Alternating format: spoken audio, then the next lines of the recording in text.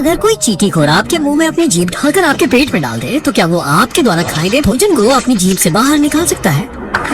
दरअसल उनकी जीभ 2 फीट तक जा सकती है, जो तकनीकी रूप से आपके पेट तक पहुंचने के लिए काफी लंबी है, लेकिन इसके लिए उसे पहले शरीर के अंदर कुछ कठिन मोड़ और अवरोधों को पार करना होगा।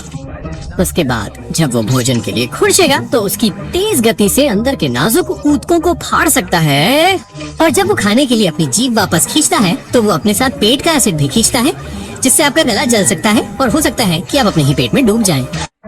अगर आप कोई गाली देते हैं तो आपका तोता उसे हूबहू दोहरा सकता है, और अगर वह बच जाता है तो वह दूसरे पक्षियों को वह गाली सिखा सकता है। देखिए, तोते स्वाभाविक रूप से उन ध्वनियों की नकल करते हैं जो वे सबसे ज्यादा सुनते हैं, और जंगल में नई आवाजें निकालने से वे ज्यादा होशियार लगते हैं।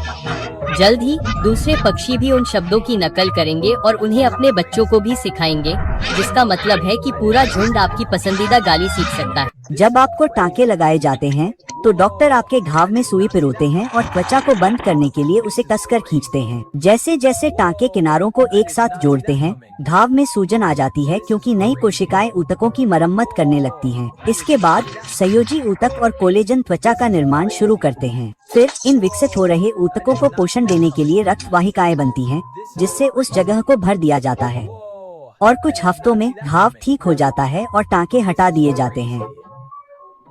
अगर आपको कांटा चुभ जाए तो ज्यादातर लोग उसे खींचकर बाहर निकाल देते हैं, लेकिन कई बार वो आपकी त्वचा में इतनी गहराई तक धंस जाता है कि आप उस तक नहीं पहुंच पाते।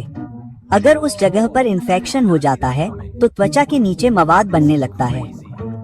इससे कांटे के आसपास दबाव बनता है, जिससे वो त्वचा की सतह की तरफ ऊपर की तरफ आ सकता है, और अगर आप खुशकिस्मत हैं तो कुछ समय बाद आपका शरीर उसे पूरी तरह से आपके शरीर से निकाल सकता है।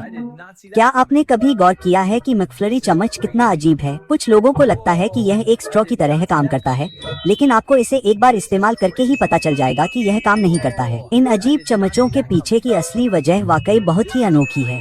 देखिए, मैकडॉनल्ड्स हर मैकफ्लरी के बाद अपनी बियर को साफ नहीं करना चाहता था, इसलिए उन्होंने एक ऐसा चम्मच डिजाइन किया जो मिक्सर का भी काम करता है।